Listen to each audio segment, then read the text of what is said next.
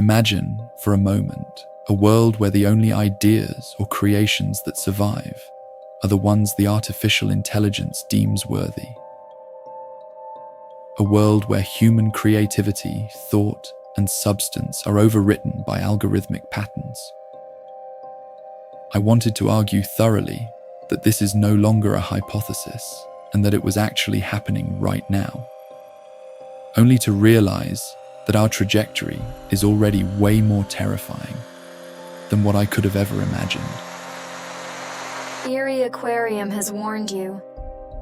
Subliminal haunting is our game.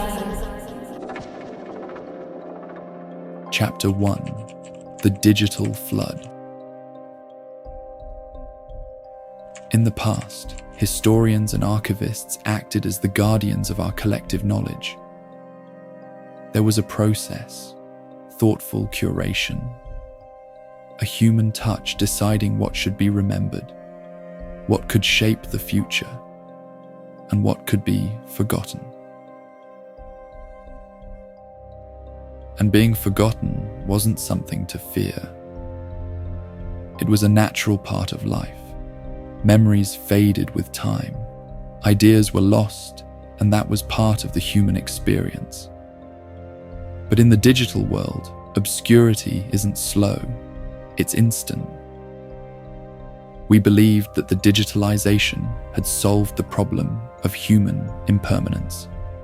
The digital world offered a kind of immortality, a place where thoughts, ideas, and personalities could live forever.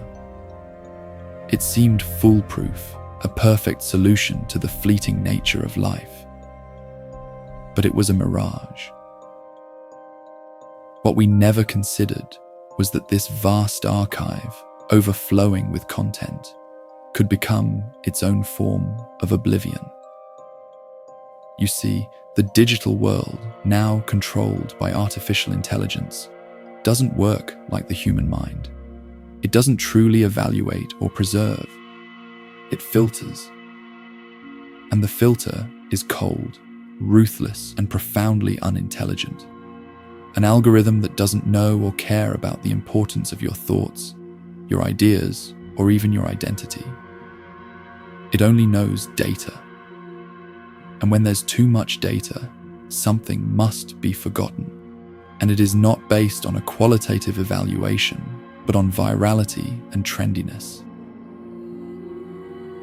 And as you can imagine, the limit is not only imposed by storage capacity or computational speed, but mostly by humanity's own capacity to view, to watch, and to follow.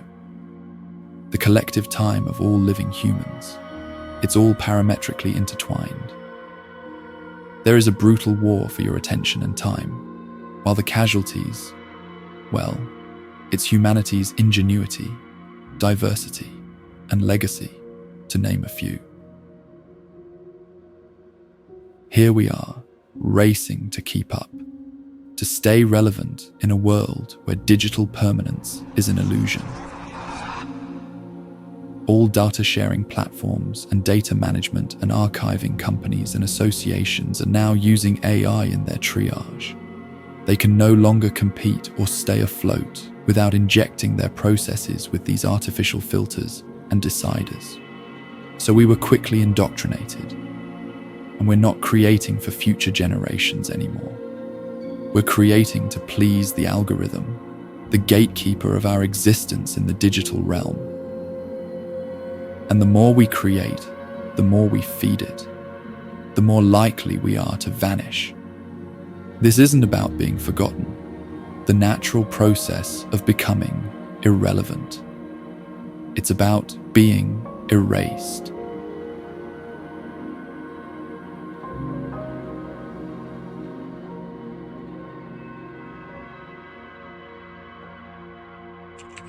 Chapter 2: The Tyranny of the Algorithm. The algorithm is relentless. It's not just sifting through content. It's making decisions, quietly, invisibly, about which ideas to promote or demote. It's the ultimate judge, jury, and executioner of thought, silently burying millions of voices every day. The terrifying part, we don't even notice it happening. We cheer on the trending, the viral, the seen, while our own thoughts, maybe even our best ones, slip beneath the surface. With no human to save them or even appreciate them one last time. Before the artificial intelligence's takeover, these ideas would have been transmitted directly one person to another, imprinting memories and communities. But now, even the act of sharing is digitalized. It's not about your effort or even your creativity anymore. It's not about how hard you worked or the depth of your ideas. It's about how well your thoughts can play the game.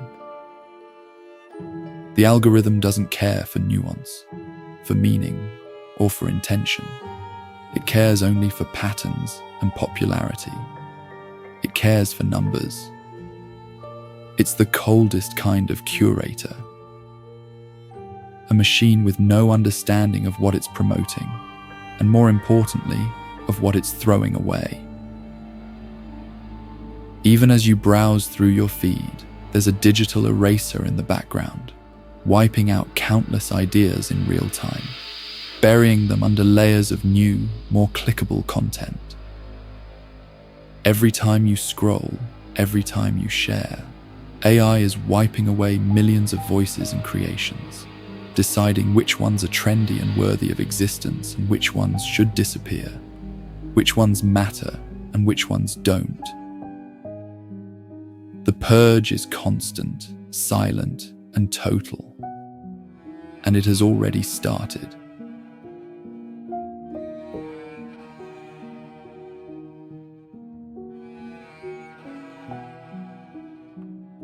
Chapter 3: The Vicious Circle. It's a race that we are all running, but can never win. And as noted prior, in trying to keep pace, we've stopped creating for ourselves and started creating for the algorithm. We keep abiding, adjusting, and collaborating to stay in its artificial memory, yet, if that once it decides to forget you, that's it.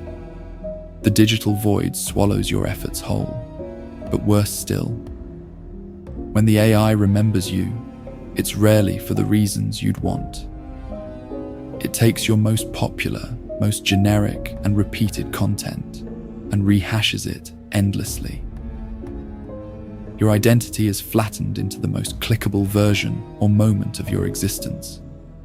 It's a system that turns the human mind, complex, deep, and unpredictable, into something digestible, bite-sized, and ultimately forgettable. And so, you find yourself serving these invisible judges, racing to satisfy their cryptic selection process, just to stay relevant.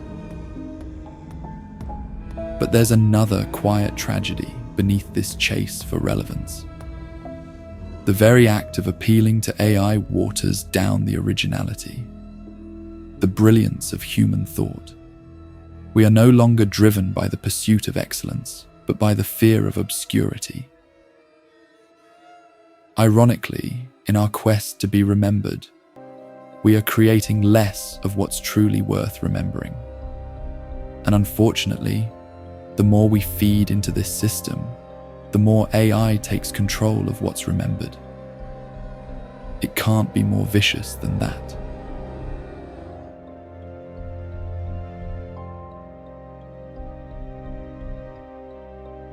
Chapter 4: The Purge of Humanity's Substance.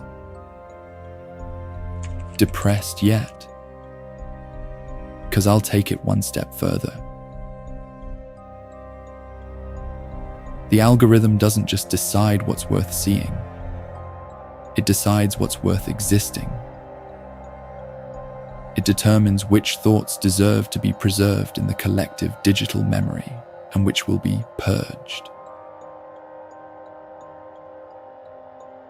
The following and similar disturbing questions keep on upsetting me every time I think about the AI approach. Would the songs of the 60s and 70s have survived until today if AI was in charge?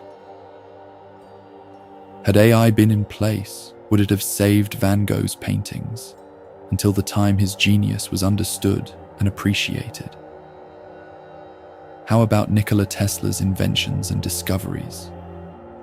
Wouldn't the algorithm have quickly concluded that they needed to be discarded for lack of interest? All the pioneers, the great thinkers and scientists that challenged their times with unpopular, provocative ideas and truths. Their legacies and achievements were preserved by humans who believed against the tide, visionary people that AI would have purged without a second thought. This is utmost unnerving to me. The human mind, complex, deep, rich with emotion, gets reduced to data points, judged by metrics we can never fully comprehend. It's no longer motivating to be brilliant or even unique. You just have to be algorithmically relevant, or you're gone.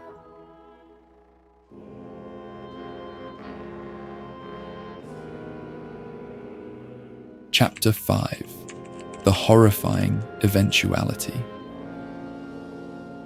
And here's the unnerving twist. As AI advances, it doesn't just filter and select. It starts to create too.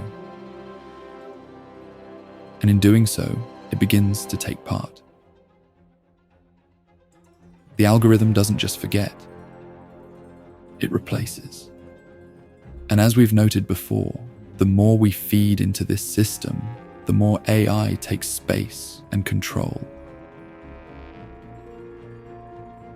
What if the references, the heroes, the customs we have always fought to preserve are eventually replaced by the AI's own preferences? How about the visual arts?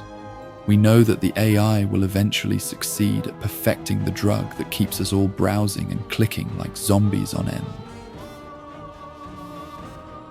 What if the AI's decisions about what's relevant shape the future of thought itself?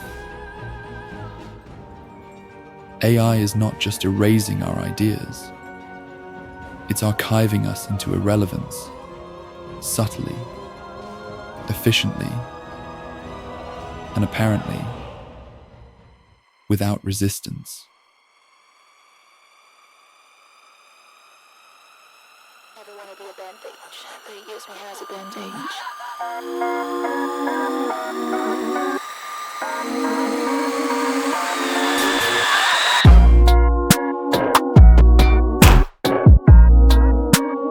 It's straight to the... You stung me like a bee and you put your sting like a piece of art, just like a piece of heart. Take a seat and have a sip of my elixir. I'm gathering my jar of heart. It's a piece of art. J'ai mal, cette atmosphère me rend dingue.